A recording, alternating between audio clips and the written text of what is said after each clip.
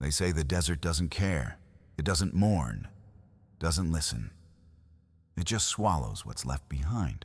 That's why Clara Whitmore chose it. She didn't come to be found. She came to vanish. No note, no goodbyes. Just miles of dust and sun to bleach away the last traces of her name. The hem of her faded dress dragged through the sand stiff with salt and grief. Her boots, once polished every Sunday, were cracked, the leather pulling away from the soles. It didn't matter. None of it did. Not since she buried her boy. It had been 83 days since fever took him. 83 days of silence in a house still echoing his laugh. Of townsfolk offering casseroles and condolences she didn't want. Of a preacher's words that rang hollow. God's plan, they said. But God never saw how that little boy clung to her hand while he burned. So Clara walked. Walked until her skin blistered and the sun peeled back her grief like old paint. She found a place beneath a twisted yucca tree, the only scrap of shade in that endless stretch of bone-white sand. There she knelt, clutching the tattered cloth that once swaddled her son. She closed her eyes, whispered a prayer not for salvation, but for silence. Let the sun take her. Let the wind scatter her bones. Let it all end. Then, a sound. Soft, wet, wrong. A cry. Clara's eyes snapped open. The cry came again, thin, desperate, impossible. No animal sounded like that. It was human. A baby. She stumbled toward it, her body's stiff limbs moving before her mind could argue. 20 yards away, under a patch of dry brush, lay a bundle of filthy cloth, squirming, crying. She froze. What kind of cruel trick is this? But then she saw the face, tiny red, burning with fever, and something inside her cracked open like a dry seed in the rain. Clara came to the desert to die. But something had been left here to live, and it had chosen her. Clara hadn't always been a ghost, walking in borrowed skin. There was a time, though, it felt like another life now, when she was someone's wife, someone's mother, someone who made peach cobbler on Sundays and sang lullabies in the dark. Back then, her laughter filled the corners of a modest home, nestled at the edge of Dry Creek, a dusty town where folks minded their business, and the wind never stopped blowing. Her husband, Samuel, had died 2 winters ago in a mining collapse out near Tucson. It was quick, they said. Merciful. But there was nothing merciful about the letter that arrived, folded in hollow. Then came the fever. Billy caught it in spring when the wildflowers bloomed, and Clara had just begun to feel the stirrings of healing. She nursed him through the nights, pressing wet cloths to his forehead, whispering promises she couldn't keep. And one morning, he simply stopped breathing. She buried him with Samuel under the oak tree that used to shade their porch. After that, Clara stopped speaking to people, stopped attending church, stopped living. 3 months passed. The house grew cold even as summer crept in. No one called, no one knocked. No one knew what to say anymore. She packed a small satchel, no food, no water, just a quilt and the flannel blanket Billy had loved most, and walked toward the desert with only one intention: never return. But the desert had other plans. Now she knelt in the blistering sand hands, shaking, as she peeled back the soiled rags swaddled around the tiny body. A girl, skin red and dry lips, cracked hair dark and matted to her skull. Her eyes fluttered open for a moment and then closed again as a weak cry rasped from her throat. Clara reached out hesitant, as though the baby might disappear like a mirage. She touched the girl's chest, warm, too warm, and felt the faintest flutter of breath. Dear God, she hadn't spoken in days. Her voice came out like ash. Clara gathered the child into her arms, surprised by how light she was. No more than 6 pounds, if that. Barely clinging to life. Someone had abandoned her here, left her to the mercy of buzzards and sun. the kind of death Clara had come to claim for herself. And now the death had been interrupted. She stood slowly, knees, aching head, pounding. The baby whimpered, her cries growing softer by the second. There was no food, no canteen, just an endless ocean of sand behind and ahead, and a child in her arms who couldn't survive an hour more without help. Clara looked around. No trail, no tracks, no sign of anyone else. Had the mother fled? The died. Was this baby a burden too heavy for someone more desperate than she? No. Or had someone simply tossed her away like trash? It didn't matter. What mattered now was that Clara, who had come to this place to vanish, was being pulled back into life by the tiniest hands imaginable. A choice stood before her: lay the baby back down beneath that dead tree and walk away into silence, or turn back toward the very world she had sworn to leave behind. She looked down at the girl again. So fragile, so innocent. A soul that had done nothing to deserve this cruel start. I guess we walk together now. Clara whispered more to herself than anyone. The sun climbed higher, merciless and bright. She wrapped the child in Billy's old flannel and held her close, shielding her from the light as best she could. Her feet shifted in the sand one hesitant step, then another. She didn't know if they'd make it. But for the first time in months, Clara Whitmore was walking toward something instead of away. The desert is a cruel teacher. Every lesson costs something. Clara had no map, no compass, only a vague sense of where the sun rose behind her. That meant the town was west. Or she hoped it did. But after hours of walking, the heat made everything uncertain. The horizon shimmered, turning rock into water, sky into fire. Her feet sank deeper into the sand with each step. Her lips cracked. Her back screamed. The baby had stopped crying. That scared Clara more than the crying ever had. Silence meant weakness, meant fading. She pulled the little girl tighter to her chest, whispering nonsense in a dry rasp. Stay with me now. Just stay with me. Billy had gone quiet too before the end. No, she wouldn't think about that. Not now.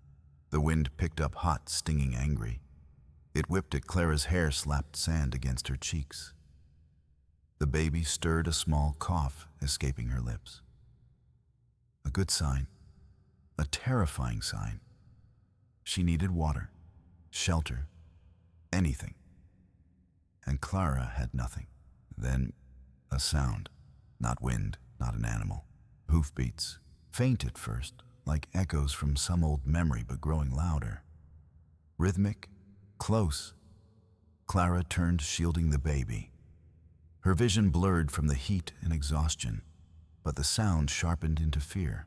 3 riders galloped over the ridge dust, trailing behind like smoke from a burning barn. They weren't wearing uniforms. No sheriff's stars. Their faces were covered in bandanas, eyes shaded by low hats.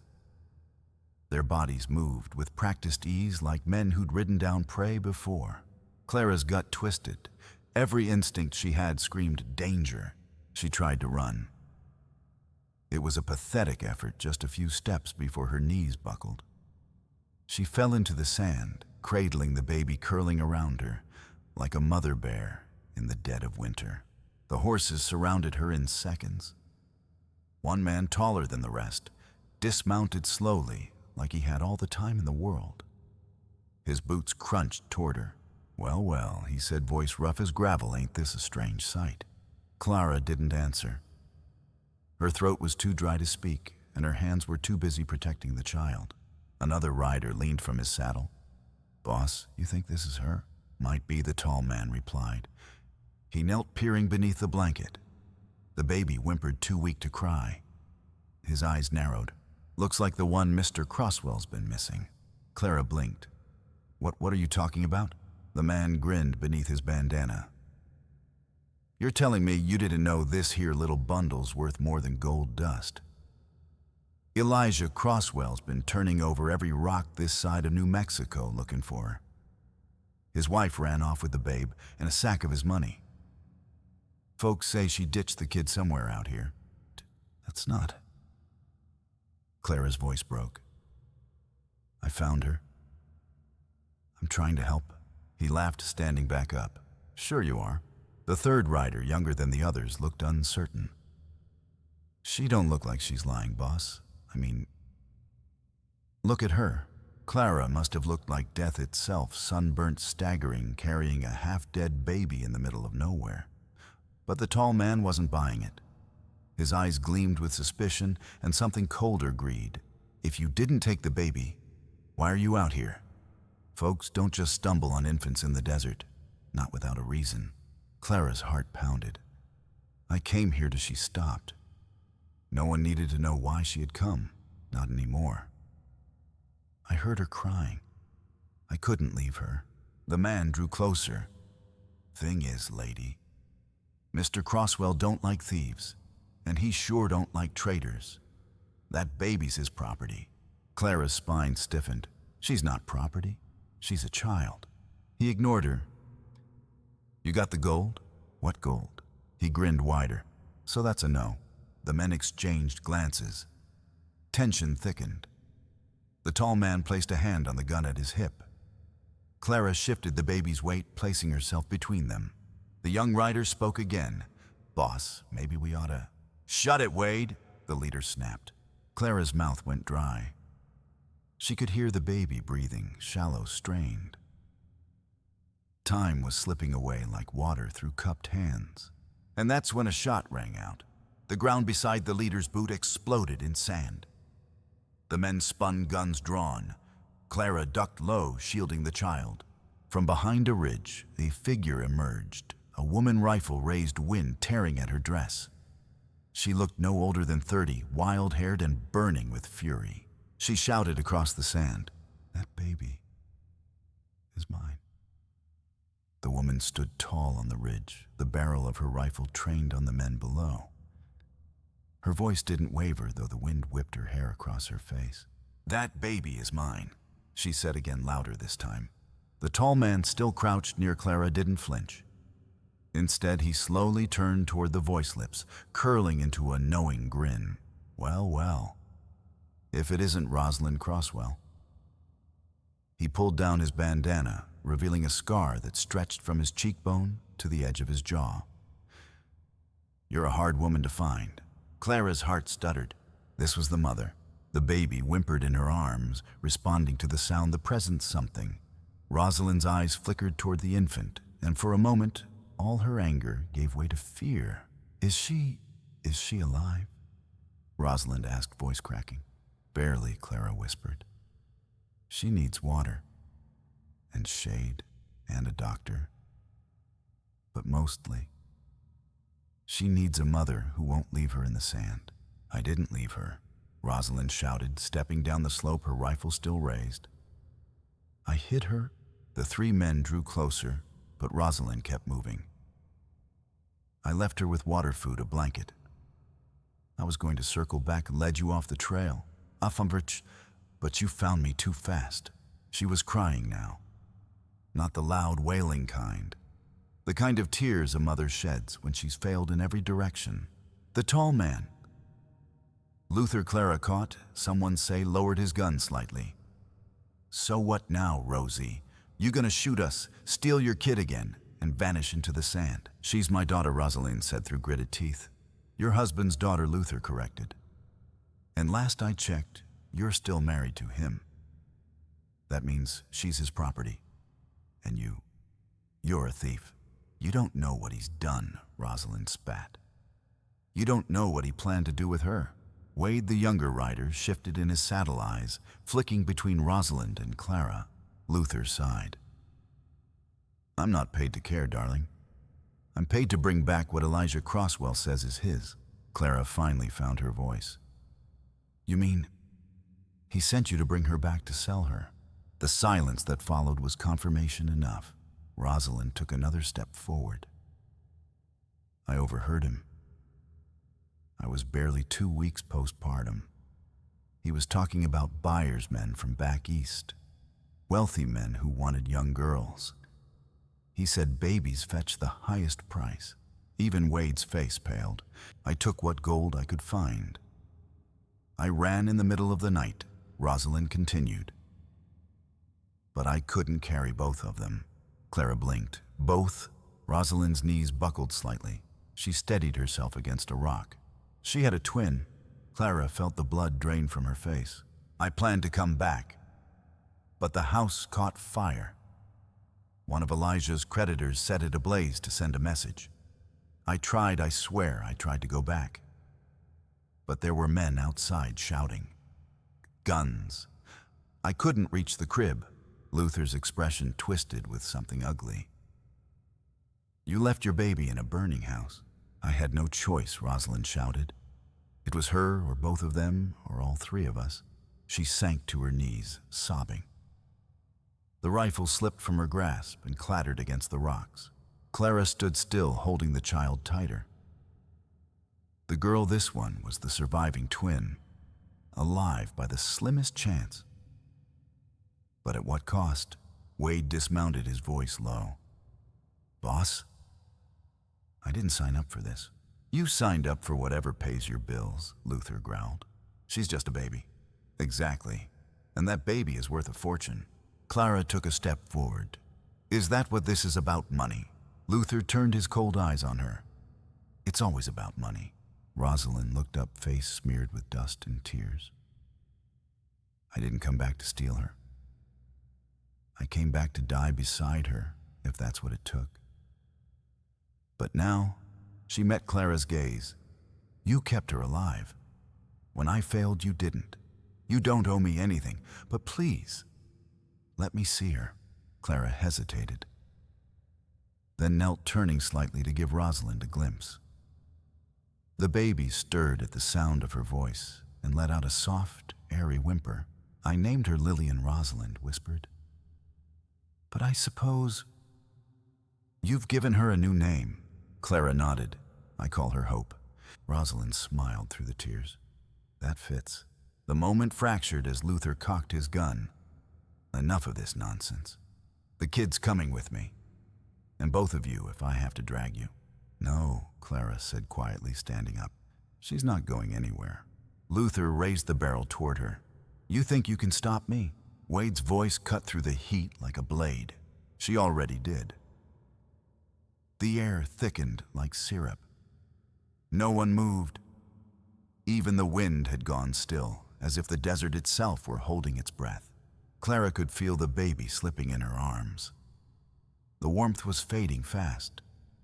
Her tiny chest barely moved. Her lips had gone a dull, lifeless gray. She's not going to make it. Clara said, voice tight with panic. Not if we keep standing here playing sheriff and outlaw. Luther didn't blink. That's not my problem. The hell it isn't. Wade muttered, stepping beside Clara. You gonna let a baby die for a paycheck? Luther turned toward him, slow and deliberate. Watch yourself, boy. I am Wade, shot back. And I'm watching a woman, two women, fighting to save a life, while you wave your gun around like it's a damn badge. Clara kneeled, tried to get another weak cry from the baby, but there was nothing. Just silence and heat. Her own hands were trembling now. She needs water, she said again. Now, or it's over. Luther rolled his eyes and turned back toward the horses. Fine. Give her a sip, then we ride. No. Wade moved toward his saddle, unstrapped his canteen, and brought it to Clara. Slow, he said gently, kneeling beside her. Tiny sips. Just a few drops at first. Clara cradled the baby's head, tilted the canteen, and let a single drop fall on the girl's cracked lips. For a moment, nothing. Then the smallest flicker, a twitch of her mouth, a swallow. Clara exhaled shakily, hope fluttering in her chest. She's still with us. Rosalind sat down nearby, watching with red-rimmed eyes. Thank God. But Luther wasn't done. Enough of this charity hour. He stepped forward, gun in hand. The baby comes with me. Rosalind, too. No, Clara said, standing now, squaring her shoulders. You take her back, she dies. Maybe not today, but someday soon. Sold like cattle to pay off your boss's gambling debts. She's his daughter. Not yours, Luther growled. She's no one's property. She belongs to the law. The law? Clara's voice cracked bitter. That man tried to sell both his daughters. One died in a fire he caused, and now you want to hand the other to him with a bow on top. Luther's face darkened. You got no say in this. You're just some sunburnt widow who stumbled into something she doesn't understand. You're right, Clara said softly. I did stumble into this. But now I understand more than you ever will. She stepped forward, holding the baby like a shield made of truth. This child saved me. I came into this desert to die. I had nothing. No one. But she cried, and I heard her. And suddenly, I wasn't alone anymore. Luther raised his gun. Step aside, or I'll put you down. Clara didn't move. Then, the wind picked up again, and Rosalind stood. You want me, she said, lifting her chin. Fine. Take me. Leave the baby. You think Elijah will let me walk back into town without her? You think he'll care if you walk back at all? Rosalind replied coldly. Luther took a step forward and Wade blocked him. No, Wade said. I'm done. What did you say? I said I'm done. Wade holstered his weapon and stepped beside Clara. You want to shoot someone, you shoot me. But you're not taking that baby. Not today. Luther looked around. 2 women. A rebel at his side, a baby barely breathing in the arms of a stranger, and the desert watching. Clara's voice softened. You don't have to do this, Luther. Just walk away. You think I can walk away from Elijah Crosswell? I think you should ask yourself why you're still doing his dirty work, Wade said. Because someday you'll have to answer for it. And the desert remembers. The baby stirred again, barely. But it was enough. Clara pressed her forehead to the child's and closed her eyes. You're going to live, she whispered. I swear it. And then she turned back toward Luther, voice steady, almost calm. If you raise that gun, I'll raise mine, and I won't miss. Luther stared at her. Something behind his eyes faltered. His gun lowered. An inch. The sun began to drop behind the ridge, and the standoff held. The last rays of sun slipped behind the hills, casting long shadows across the sand. The desert grew colder by the minute, but the air between them was still burning with tension. Clara hadn't fired a gun in 15 years, not since Samuel taught her how to shoot tin cans off the back fence. But as she picked up Luther's pistol from the sand, she didn't feel fear. She felt something else. Resolve. Luther stood frozen, calculating. He was armed, but now facing 2 women, one of them unarmed, and bleeding, the other holding a half-dead child and his own weapon. And then there was Wade standing beside Clara, like a stubborn ghost of morality he hadn't expected to face. You think I won't shoot, Luther said low and sharp. I think you don't know what kind of woman you're dealing with. Clara replied, her voice cool as dusk. I came here to die. I lost my child, my husband, and half my soul. So believe me when I say I have nothing left to lose. She raised the gun and leveled it at his chest. Her hands didn't shake. Wade stepped forward. Boss, it's over. No, it's not, Luther snapped. This isn't how it ends. Rosalind, still kneeling, slowly stood. Her eyes were rimmed with salt, her voice hoarse. It ends when someone chooses the child over the gold. Luther's jaw tightened. Fine, he said, spitting into the dust. You want to play hero, Clara? You take the girl. You deal with Elijah. You watch your back, all of you. He turned to Wade, sneering. You're finished. I'll live with that, Wade said quietly. Luther mounted his horse without another word, shot Clara one final venomous look, and rode off into the growing dark. For a long moment, no one spoke. Then Rosalind collapsed into the sand, sobbing. I thought she was dead. I thought I lost her like I lost her voice cracked before the sentence could finish. Clara knelt beside her, placing a hand on her shoulder. She's here. She's alive. That's what matters now. Wade approached with a blanket from his saddle and laid it over Rosalind. We need to move. She's stable, but barely. I know a cabin, Clara said. Old trapper's hut. It's a few miles north, abandoned. I can get us there before it gets too cold. Wade looked surprised. You sure? Clara nodded. I remember it from years back. I used to go there when I couldn't sleep. It's quiet and there's a spring nearby. They rode in silence. Rosalind slumped across Wade's saddle, Clara holding the baby tight against her chest as she rode Luther's horse. Every breath the child took was a gift. Every tiny twitch of her fingers a miracle. They reached the cabin just after midnight. The roof was sagging and the door creaked like it hadn't opened in years. But it stood. Clara laid the baby down on an old cot, wrapped her in dry blankets, and fed her the last drops of water from Wade's flask. She's going to need a name, Wade said softly from the doorway.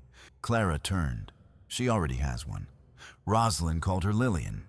I called her Hope. Wade smiled faintly. Hope sounds about right. Clara sat beside the cot, brushing the child's hair back from her forehead. Her fingers trembled now, not from fear, but from the overwhelming weight of what she'd chosen. She hadn't just rescued a baby. She had chosen to live again. Rosalind, stirred by the fireplace, voice raw. I can't go back to town. Not ever. He'll find me. Clara didn't look up. You won't have to. You'll go farther west. Take a train if you can. Start over. And the baby. Clara finally met her eyes. She stays with me. You know she's safer that way. Rosalind nodded, barely able to hold herself upright. Promise me you'll tell her the truth, someday. Clara's voice broke. When she's old enough, I will. They sat in silence, the fire crackling gently, shadows dancing across the cabin walls. The desert wind howled outside like a distant memory. In her arms, Hope breathed, and for the first time in so long, so did Clara. They stayed at the cabin for 5 days. Wade left before sunrise on the second morning, saying only, I've got people to answer to, but not him. He nodded toward the baby and added, She's got a better shot now. Because of you. Clara watched him ride into the horizon, a lone figure swallowed by the desert. She never saw him again. By the 6th morning, Rosalind had healed enough to ride. Clara packed her a satchel with leftover supplies and tucked a small note into the side pocket. It read, You loved her enough to let her go. That's more than most ever do. No goodbye was spoken. Just a long look, a nod. And then Rosalind rode away into the hills, fate unknown. Clara stayed. She moved to a quiet town 2 valleys over, where no one asked questions about a baby, with eyes too dark to match her own. They lived in a small house with a garden out back and a porch swing that creaked just enough to sound like peace. She named the baby Hope Whitmore, and Hope grew. She learned to walk between rows of corn, to laugh in the shade of willow trees, and to fall asleep to the sound of Clara's lullabies, ones she'd once sung to Billy, but now carried new weight, new life. Years passed like water over stone. On Hope's 12th birthday, Clara told her everything. The desert, the cries, the fire. The truth about her mother, and the day she almost wasn't found. Hope wept, not with anger but with understanding beyond her years. She clung to Clara and whispered, I'm yours. You found me when I needed you. That's what matters. Clara held her closed, tears falling quietly into her hair. She had gone into that desert with nothing left. No faith, no reason, not even a will to live. But something called her back. A single cry, a voice smaller than breath, but louder than grief. And that voice became her compass. Her cause, her child. If this story touched something inside you, you're not alone. We believe that broken hearts can still beat stronger, and that sometimes The lost find more than they ever thought they would. Subscribe to Healing Wild West Stories and keep walking with us. The trail ahead is long, but together it's never empty. Clara often said the baby gave her a name again. Not just mother, but something deeper. Hope.